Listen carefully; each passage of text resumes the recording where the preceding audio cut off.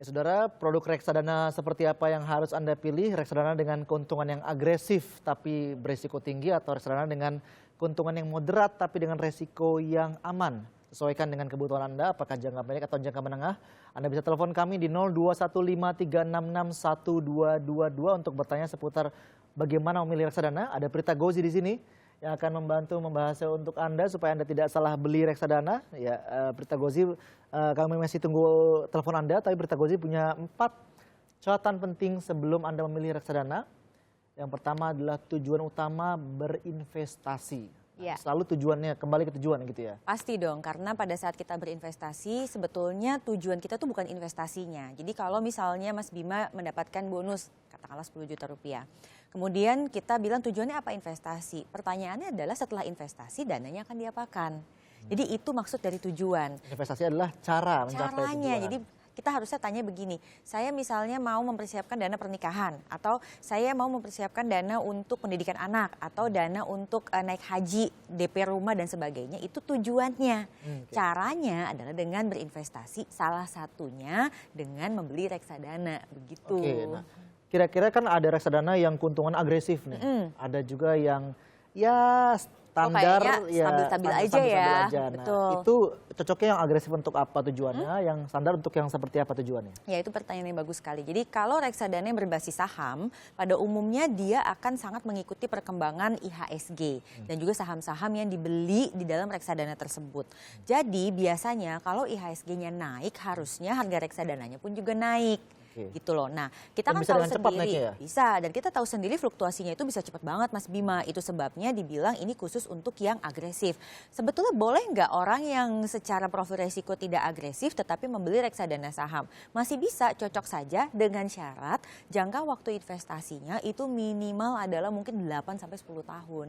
Oh, kenapa? Karena kalau dia itu sebetulnya tidak seagresif itu, dia kan mungkin akan merasa khawatir dengan fluktuasi yang luar biasa yang ada nanti, udah turun, saya malam ini apa sih, panik lah gitu ya. Sedangkan kalau dalam jangka panjang, secara rata-rata memang return dari produk yang berbasis reksadana saham itu akan mengalami peningkatan, Mas Bima. Jadi kalau jangka panjang melihat returnnya lebih Kayak dia garisnya tuh lurus gitu. Tapi kalau dalam jangka cuma diambil setahun, 2 tahun itu ya memang seperti ini gitu. Jadi enggak yang asal naik langsung jual, asal turun langsung asal naik langsung beli, asal turun langsung jual begitu ya. Baik, kalau investasi untuk capital gain versus cash flow. Ini dia, karena gini, banyak orang suka membandingkan gini Mbak Prita, mana yang lebih menguntungkan? Saya tempatkan uang saya di deposito atau menempatkan uang saya di reksadana. Itu dua hal yang sangat berbeda. Karena begini, dalam deposito kita mengharapkan adanya penghasilan setiap bulan Mas Bima. Tapi uang yang kita masukin 10 juta nggak akan tuh berkembang jadi berapapun, tetap aja 10 juta. Sedangkan dengan reksadana kita tidak akan mengharapkan mendapatkan penghasilan setiap bulan. Kalau kita hold saja reksadananya. Jadi kita masukkan 10 juta, kita mengharapkan nilainya let's say jadi 11 atau 12 juta. Pada saat meningkat, sudah sampai dengan target yang kita inginkan, kita jual. Yang kita dapatkan adalah selisih keuntungannya. Kami masih undang Anda untuk menelpon 0215366122, 0215366122. Sebelum Anda bisa memilih reksadana, Anda bisa telepon dulu dan bertanya ke Prita Gozi. Baik, kembali lagi tadi kalau misalnya kita memilih antara reksadana yang agresif lawan yang moderat. Kan reksadana ada macam-macam nih isinya. Ada yang saham, saham juga bermacam-macam lagi. Betul sekali. Ada saham yang blue chip, ada yang biasa, ada juga reksadana uang. Pasar uang. Nah, yang agresif itu biasanya yang di mana? Yang moderat itu sepertinya yang biasa itu yang isinya apa? Nah, kalau yang reksadana berbasis moderat itu dia campuran istilahnya. Kalau campuran berarti dia dicampur dari mulai instrumen pasar uang seperti deposito, SBI dan lain-lain. Kemudian dia belikan obligasi sukuk, dia juga belikan saham. Nah, komposisinya ini Mas Bima yang sangat bisa beragam. Ada yang half-half, jadi yang istilahnya berimbang antara yang saham dengan yang obligasi dan pasar uangnya. Ada yang mungkin lebih berat ke arah saham, otomatis pada saat IHSG-nya ini meningkat ya, pastinya harusnya reksadana yang lebih berat ke saham itu naiknya akan lebih cepat. Ada juga yang malah lebih beratnya ke instrumen obligasinya. Otomatis kalau kita melihat reksadana campuran, kok bisa ya returnnya tuh variasinya tuh rentangnya tuh lebar sekali ya, karena itu alasannya. Oh begitu. Gitu. Dalam kata lain, kalau misalnya komposisinya lebih banyak ke pasar uangnya, ke uang yang deposito, itu dia akan semakin moderat begitu ya? Semakin konservatif istilah Konservatif. bahkan iya, jadi semakin fluktuasinya tuh semakin apa ya landai gitu. Apakah berarti resikonya makin kecil? Betul. Tetapi kita juga tidak bisa mengharapkan keuntungan yang berlipat-lipat ganda misalnya sampai setahun 30% tuh sulit sekali gitu. Oke, baik, kita ada penelpon. Iya, ada penelpon dari Ali di Tangerang. Baik, selamat pagi Pak Ali. Silakan langsung pertanyaannya ke Prita. Pagi, Mbak Prita. Pagi. Saya mau bertanya nih soal investasi reksadana ini. Ya. Kebetulan kan saya ada anak yang rencananya mau masuk SD. Mm-mm. Kalau misalnya saya 2 tahun lagi sih sebenarnya, saya Ya. mau ngumpulin dana buat sekolah SD kan mahal sekarang. Ya. Dengan reksadana, kira-kira reksadana apa ya yang cocok dulu?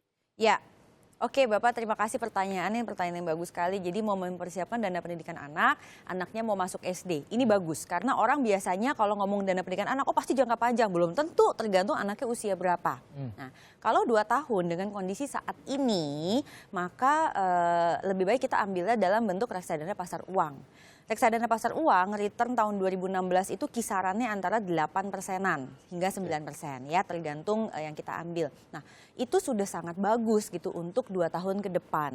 Jadi anggaplah begini, kalau masuk uang pangkalnya itu let's say 24 juta, maka bapaknya harus memasukkan dana setiap bulan ke reksadana pasar uang itu kira-kira 1,8 lah sampai 1,9 juta.